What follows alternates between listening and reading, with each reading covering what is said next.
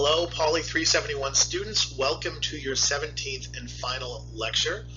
So today we're going to be talking about the book Winners Take All by the author Anand Giridharadas. So I'm going to be covering here chapters 1 through 7 as well as the epilogue, and I'm going to be hitting on all of the big points that I was able to take out of the book, although this is not going to be an exhaustive summary of the entire book, but I'm going to try to focus on what I thought were some of the key takeaways from the book. So this will be our final lecture. You'll notice on the syllabus I assigned chapter 7 and the epilogue for next week, but to give myself time to get your final grades ready or your end of term grades ready by this coming Monday, I've decided this was going to be my final recorded lecture of the semester.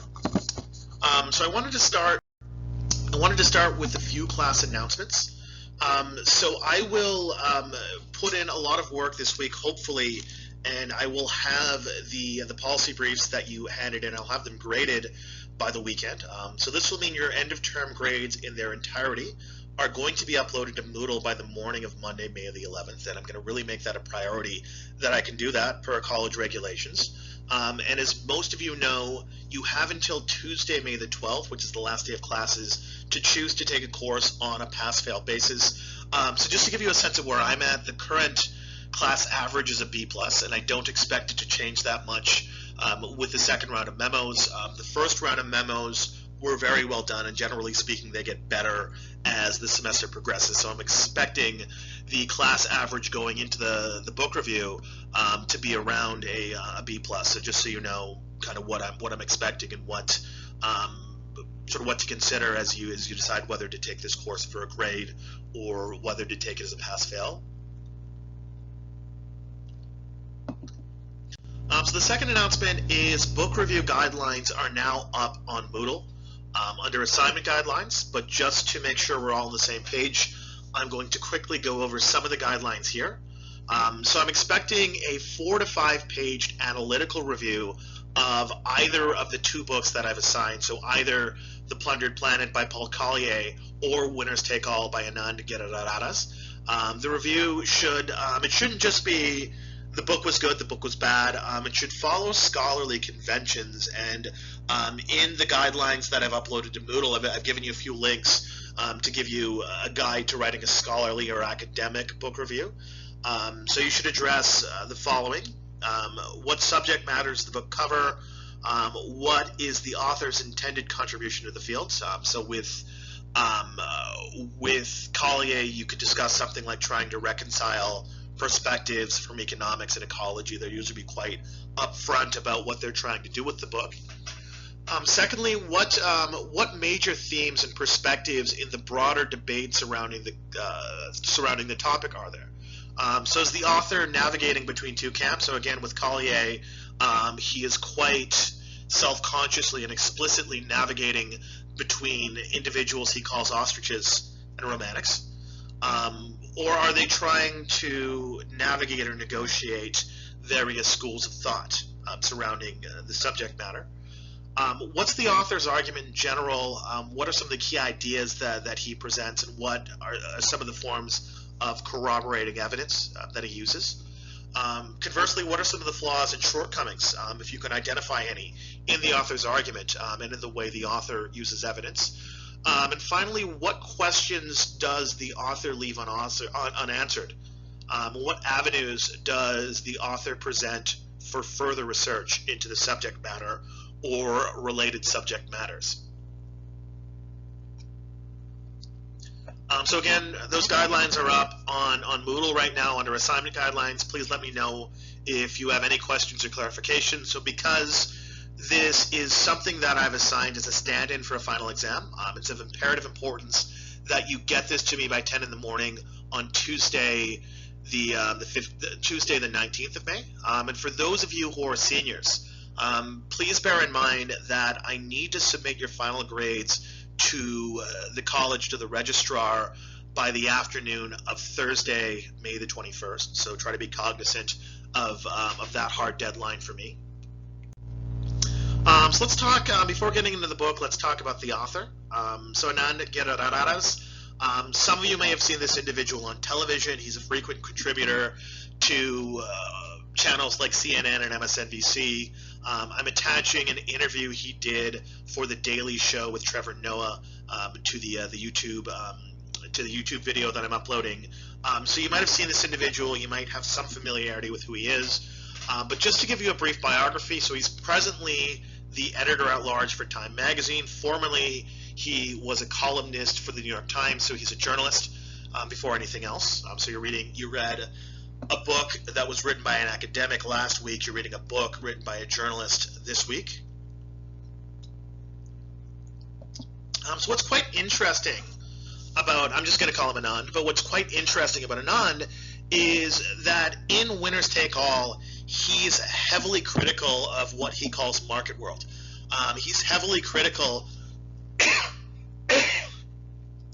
of an economic and political elite that tends to congregate in sort of high-end consulting firms and high-end financial institutions and within elite circles like Davos and elite think tanks. But what's interesting is that by virtue of his very upbringing and by virtue of his academic pedigree, he's very much himself been embedded in market world. So for instance, he out of college, he got a job at the consulting giant McKinsey & Associates. So he's actually a second generation employee of McKinsey. His father before him was a consultant of McKinsey in India.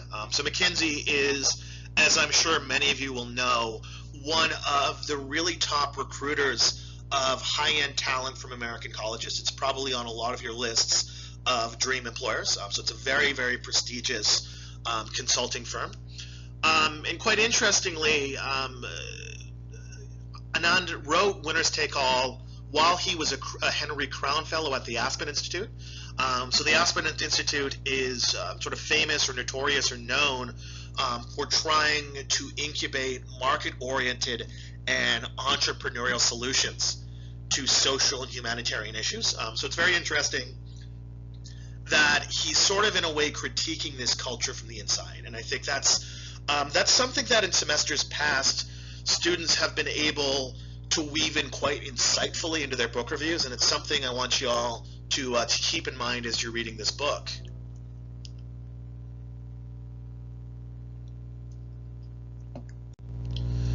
So again, the focus of this book and the focus of Anand's critique is market world. So Anand identifies this kind of inner circle, this elite network of people that are thought leaders, people that are at high levels of industries like business, technology, academia, journalism. And these elites, by and large, are united by the belief that you can do well by doing good. So that you can create ventures that both drive a lot of profit and make a lot of money for the individuals involved, and achieve humanitarian and social goals that improve the lot in life for humanity as a whole. So it's a very multifaceted group, but this one belief, this ideology, really is the common thread holding them together. So quite importantly, market world also includes finance and consulting firms. So remember, again, Anand himself is an alumnus of McKinsey, but major finance and consulting firms, so Goldman Sachs, McKinsey, you can throw in the Boston Consulting Group and a few others. These are very prolific employers of top-tier graduates of Ivy League universities and universities that are close to the Ivy Leagues. And students will quite typically work at McKinsey, work at Goldman for a year or two, and this period of time is almost viewed as an additional form of training. These institutions are almost seen as finishing schools that offer a kind of postgraduate training for future leaders in financial circles, in business circles, in political circles, and the like.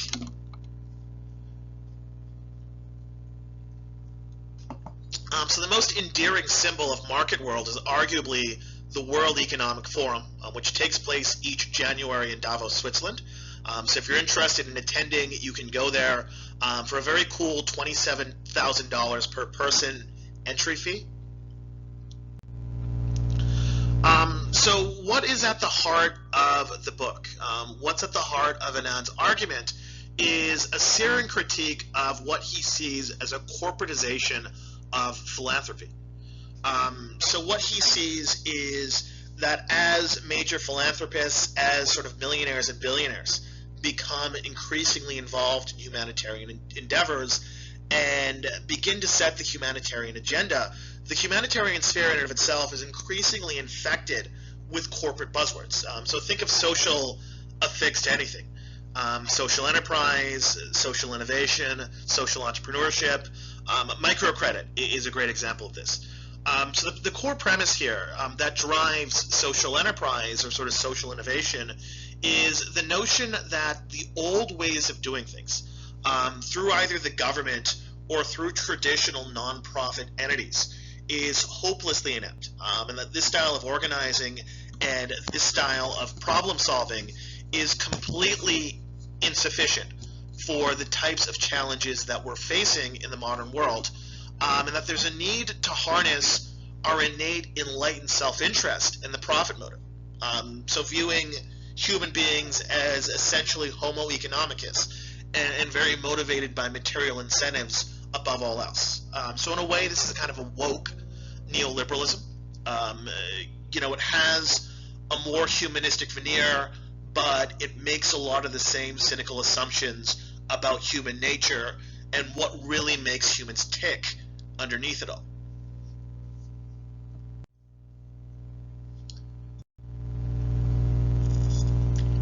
So what Anand sees as especially parasitic and especially damaging to the notion of philanthropy and to humanitarian enterprises is actually a fairly innocuous concept on the face of it, but he sees the diffusion of win-win philosophy as having a number of uncomfortable and unfortunate unintended consequences to how humanistic enterprises and humanistic endeavors have shaped up over the past, in recent decades.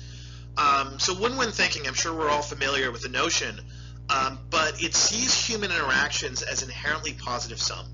So you and I can get together, we can engage in some type of economic exchange or cultural exchange in which we both leave better off. We're both better off for that engagement. So that is ideally, how human interaction works in a win-win world. But when applied to humanitarian enterprises, it assumes that a given venture can be both profitable for the individual running it and socially beneficial for the rest of society. So this construction, it entails two features, two components of this enterprise are embedded. The first of which is revenue. So revenue is the value that's captured by the enterprise and recouped in the form of profit. So that's largely what drives enterprises, social or otherwise. And then the second aspect is positive externalities. So these are kind of the spillover values that are passed along to society. So the problem with win-winism is it paints an overly optimistic and sunny view over the realities of politics. So humanitarian issues and social issues are fundamentally political issues, more so than they are business ones. And politics is messy. And politics is, almost as a rule, a process that generates winners and losers. If one group in society gains, it largely does so at the expense of another group. So historically, what's been done in politics is that collective action, either in the form of state intervention or in the form of collective bargaining through unions. This is a very important political instrument that's been in place to protect people who lose out from the market. So the market is going to produce winners and losers. It's on political action, political agents, to sort out the market distribution in a way that's going to be socially beneficial. So thinking win-win and thinking that all interactions can be win-win does this process a disservice and glosses over how messy this process really is. So how does how does the win-win philosophy look like in action? So it's true that corporate enterprises and businesses have done well but have they carried up other individuals with them? Have they been able to both do well and do good? If you look at sort of the empirical trajectories of one sort of very, very central piece of data here is income distribution. So in terms of, how much of the pie does each group in society have today, versus 10, 15, 20 years ago? So just in the past 40 years, we can look at a very dramatic skew in the share of incomes in society. So since 1980, the income of the top 10% in society has doubled. The income of the top 1% in society has tripled. And the income of the top 0.01% has increased sevenfold. For the bottom 50% of us, there's been absolutely no change. So we've had a lot of growth and we've had a lot of innovation over the past 40 years. But for the most part, that innovation has been captured by the richest and most influential people in society.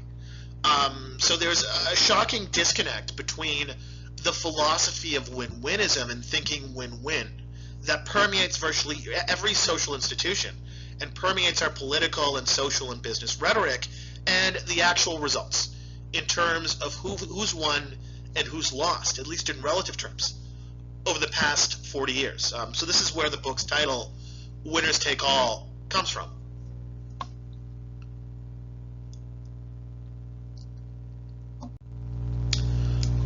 So things are especially problematic when members of the elite feel distinctly qualified to take positions of privilege in public policy and directing public policy, either as elected officials like Mike Bloomberg, or people that drive policy agendas, through the media, through donations, through cultivating certain think tank networks and the like. So the winners of capitalism, in a weird way, have anointed themselves as caretakers of the losers by being so visible in humanitarian efforts and endeavors. But this gets at a very uncomfortable paradox, in that more often than not, how you become a billionaire is by exploiting regulatory weaknesses, by exploiting gaps and shortcomings in governance. So obviously people who've benefited from weaknesses in the system are not going to be especially keen on larger scale systemic reforms. So the types of systemic failures that allow them to become billionaires in the first place. So we talked about taxation, inefficient and insufficient financial regulations, an inability to implement and enforce living wage laws and living wages.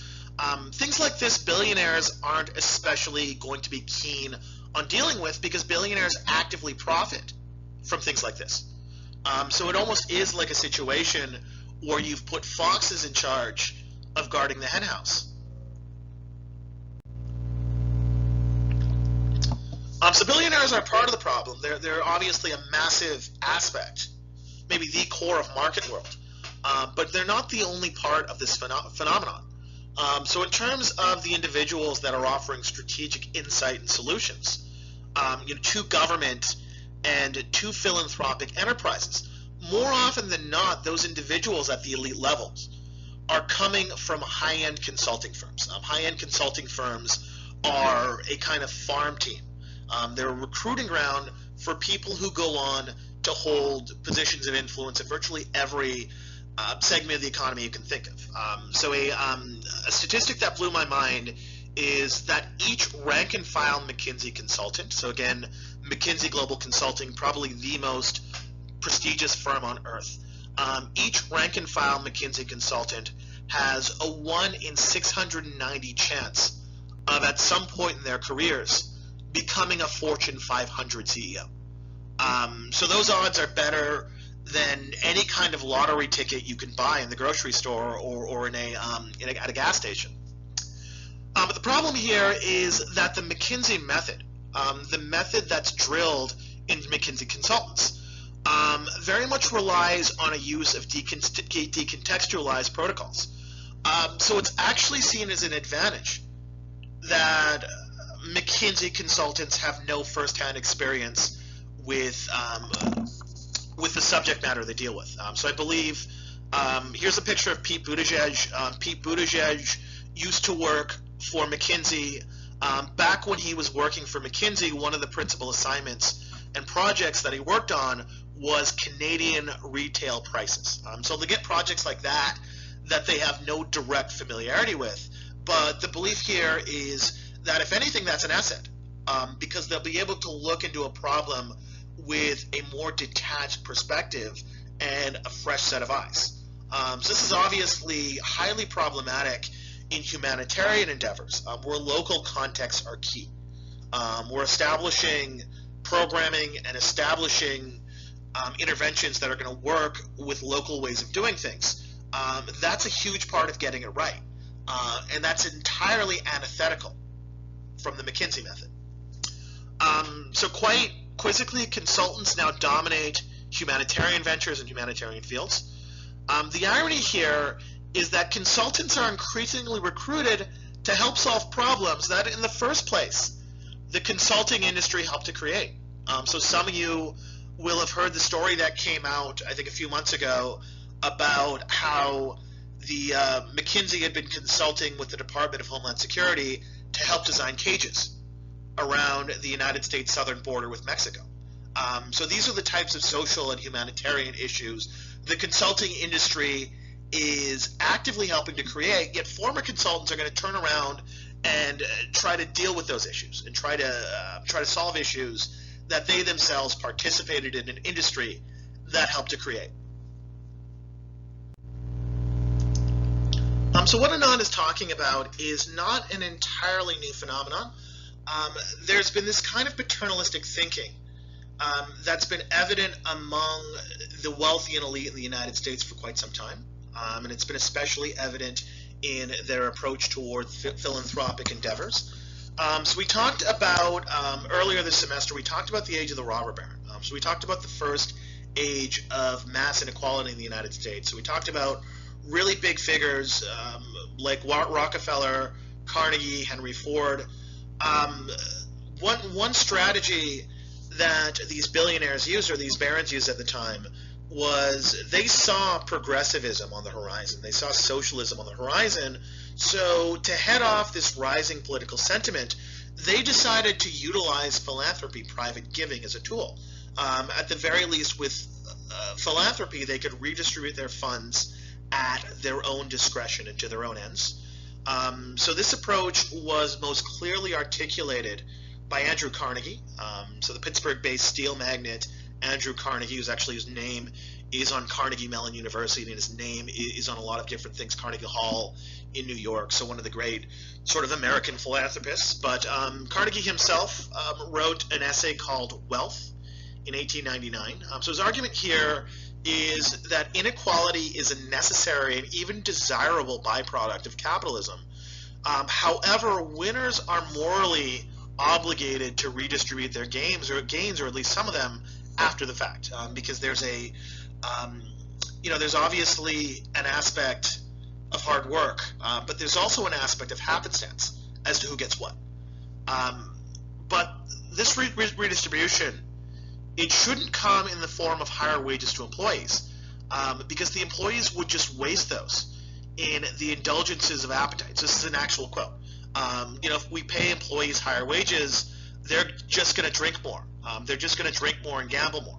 It's going to be better for society if we reinvest our wealth into higher end philanthropic activities, sort of cultural, artistic, social exploits.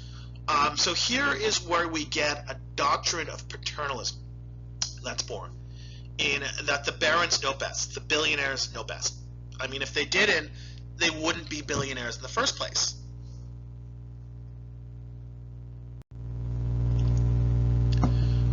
So it's quite common this day and age that you have, nonprofits have grown from kind of simple ragtag enterprises to oftentimes multifaceted, multi-million-dollar foundations that are every bit as sophisticated as a corporation. So a foundation is a large charitable entity that's administered by a private self-governing board of trustees, as well as paid, and a lot of the time very well paid, professional staff. So it's ultimately trustees and the staff member that manage the endowments and set spending priorities. So these basically work like nonprofit corporations. So one example here that gets brought up in the book is the Ford Foundation, which has a $13 billion endowment. The president, Darren Walker, he receives an annual salary of just under $800,000. He also sits on the board of Pepsi.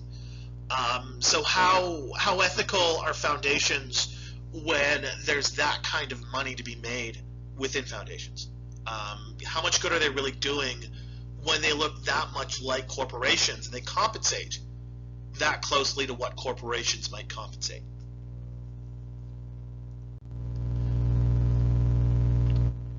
And this is especially problematic when you look at corporations that are actively involved in malfeasance, actively involved in bad behavior, and use philanthropy as a kind of money laundering.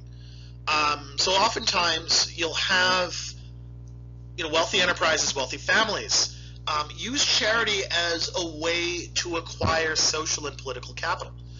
So it's kind of a you scratch my back, I'll scratch yours kind of thing. The most egregious example of this that many of you will have heard of, so us living here in Kentucky in the heart of the opioid crisis, is the Sackler family. So that's the family behind Purdue Pharma, which produces a number of pharmaceutical products, most prominently the painkiller OxyContin. OxyContin was developed in 1996. It helped the Sackler family build a $14 billion empire. It's by far and away their most profitable product. So early on, it's been well documented that members of the family and high-ranking members of Purdue Pharma knew exactly about just how addictive the drug was, and they actively hid and actively buried evidence of its addictiveness. However, they were able to get away with this a lot longer than they should have, and part of this is because the Sackler family was also highly involved in philanthropic endeavors, specifically those that are concentrated in cultural domains. So think about things like operas, philharmonics, art galleries, ballets. The Sackler family was one of the biggest names, one of the biggest patrons of the arts in the United States. So it wasn't just the philanthropy, but it was the kind of philanthropy they did that got the Sacklers in bed with a lot of the cool kids, that gave the Sacklers a type of political cover for a period of time that was longer than would have been the case otherwise.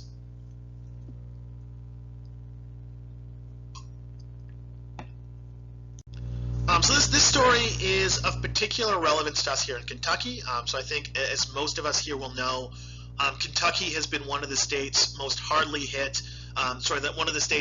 hit by the opioid epidemic. So the death rate at its height in Kentucky reached about 30 persons per 100,000. So really one of the 3 or 4 most hard hit states in the country by the opioid crisis. The Commonwealth of Kentucky actually reached a settlement with Purdue Pharma. This was a couple of years ago for somewhere in the neighborhood of $24 or $25 million. So this is hopefully a very poignant example coming from Kentucky.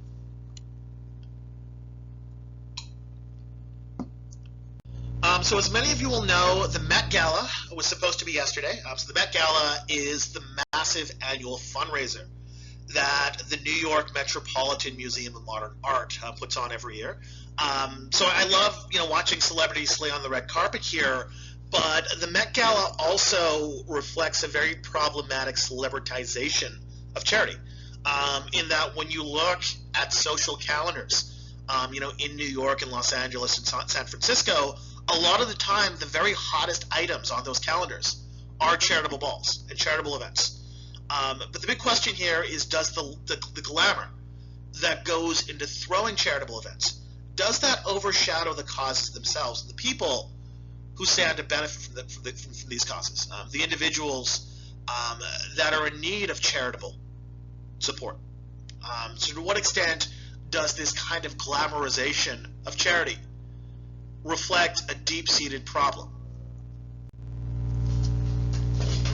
And you could also look at another trend in philanthropy as beginning to transcend national borders and focus on global issues and global partnerships. So the idea here is to bring together public, nonprofit, and private sector actors on a global basis to collectively tackle humanity's most pressing problems. So this is a type of post-political problem solving which, at least implicitly and tacitly, assumes that nation states themselves, that governments, national governments, are not up to the task. That the way national governments are set up, the way government takes place within countries is hopelessly inept and hopelessly inadequate for dealing with issues that are truly global and truly transnational. So this leads to a problem of place. So despite the rise of globalists in elite circles, elections still take place within countries. And as of late, electorates have responded quite negatively and quite swiftly against this globalist agenda.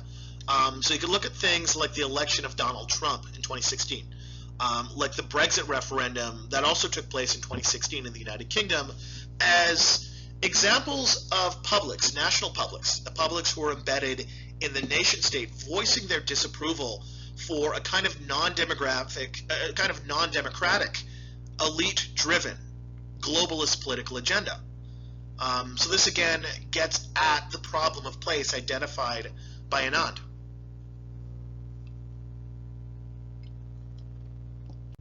So the big takeaway from this book is that public problems, humanitarian and social problems, they require public solutions. And they require governments to do the role of governing. So there's been a pervasive rhetoric on both the center-right and the center-left that 9 times out of 10 businesses can do things more efficiently than governments, and that might be true when it comes to profit-generating activities. But that logic does not extend to social enterprise. That logic does not extend to social problems and humanitarian problems. So what's needed is a greater level of confidence and a greater level of faith in the ability of government to take care of some of those collective action problems. So there's been a lot of discussion recently about generational differences. So I've been on Twitter way too much during the quarantine.